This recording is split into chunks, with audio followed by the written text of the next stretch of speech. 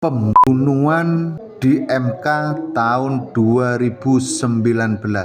Para polisi membantai, membunuh pendemo. Yang kedua, pembunuhan di Stadion Kanjuruhan Malang yang dibunuh oleh polisi. Yang ketiga, 6 laskar FPI yang dibunuh oleh polisi, dan itu bisa dipastikan atas perintahnya Jokowi.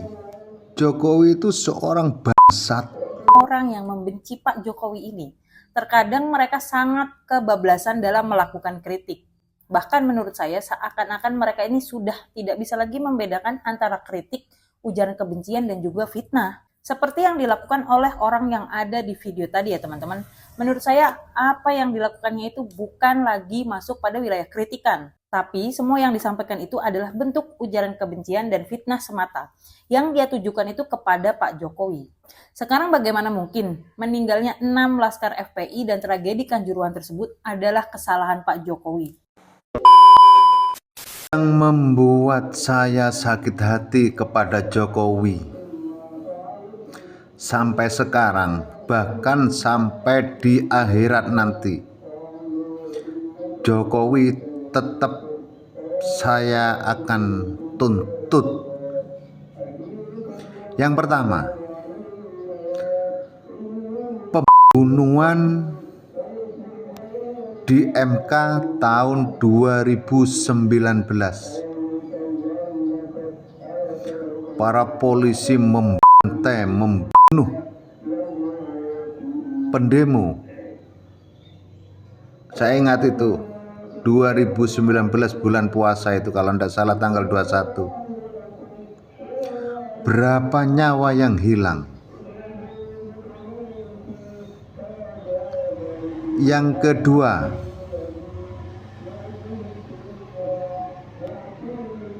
pembunuhan di Stadion Kanjuruhan Malang.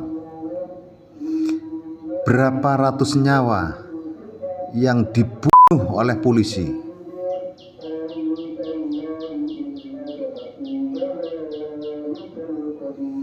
Yang ketiga, 6 laskar FPI yang dibunuh oleh polisi.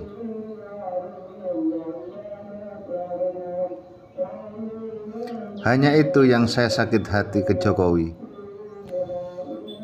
Sampai sekarang saya tidak terima dengan itu karena tidak ada proses apa-apa. Sampai sekarang tidak diproses.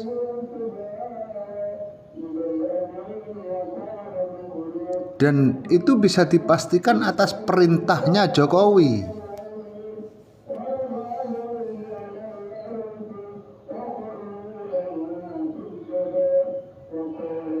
Makanya Jokowi itu seorang bangsat,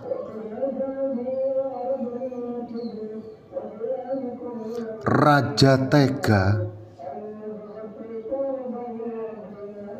bukan raja Jawa, raja tega.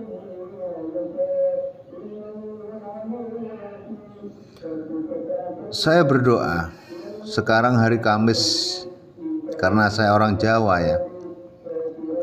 Sekarang hari Kamis Kliwon. Nanti malam ini Jumat manis.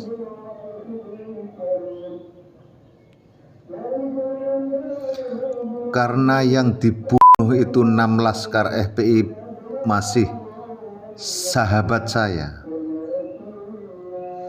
Dan karena yang dibunuh di tahun 2019 waktu pendemo-pendemo itu sahabat saya.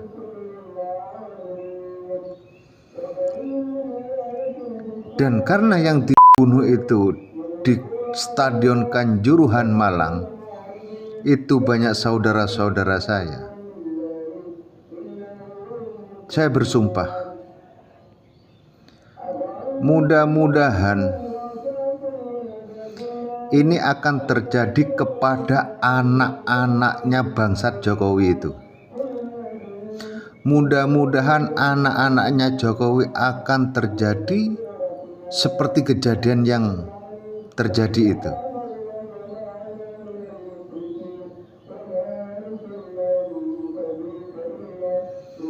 Jadi semua kebijakannya Jokowi itu palsu.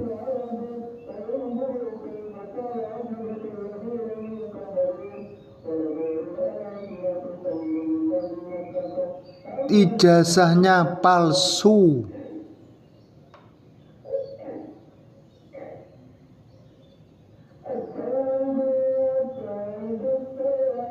Mobil SMK palsu.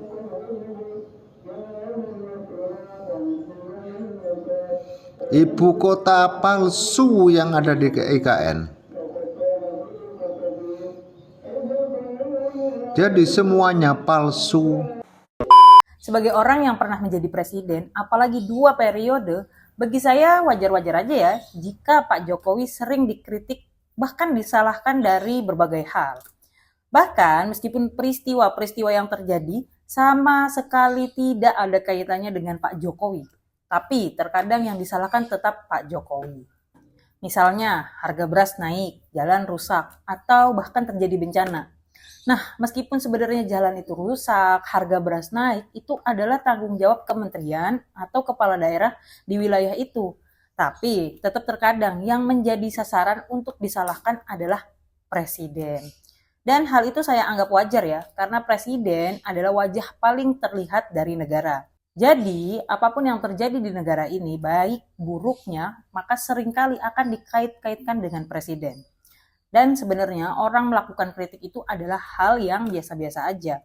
Apalagi memang negara kita ini adalah negara demokrasi, yang siapapun punya hak untuk bersuara dan mengkritik atas hal-hal yang dirasa tidak sesuai dengan apa yang diinginkannya. Namun, masalahnya adalah orang-orang yang membenci Pak Jokowi ini. Terkadang mereka sangat kebablasan dalam melakukan kritik. Bahkan menurut saya seakan-akan mereka ini sudah tidak bisa lagi membedakan antara kritik, ujaran kebencian, dan juga fitnah. Seperti yang dilakukan oleh orang yang ada di video tadi ya teman-teman.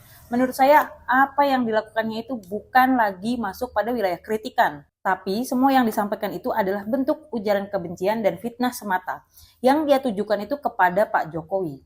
Sekarang bagaimana mungkin meninggalnya 6 laskar FPI dan tragedi Kanjuruhan tersebut adalah kesalahan Pak Jokowi. Bahkan menurut dia barusan penuh dengan keyakinan dan memastikan bahwa apa yang terjadi pada 6 laskar FPI dan tragedi Kanjuruhan tersebut adalah atas perintah Pak Jokowi. Saya nggak ngerti kenapa ya orang ini sampai punya pikiran yang seperti itu. Atau apakah karena sudah begitu benci kepada Pak Jokowi sehingga dia seperti itu. Entahlah, saya juga terkadang bingung ya melihat orang seperti ini.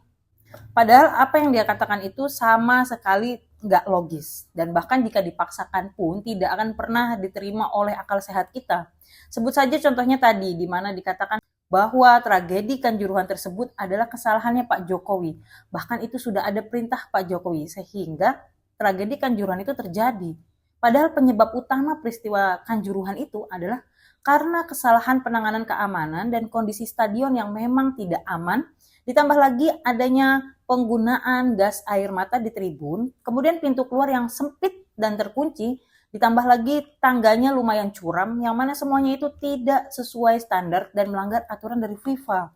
Dan kala itu sudah dibentuk TGIPF atau Tim Gabungan Independen Pencari Fakta yang dipimpin oleh Mahfud MD.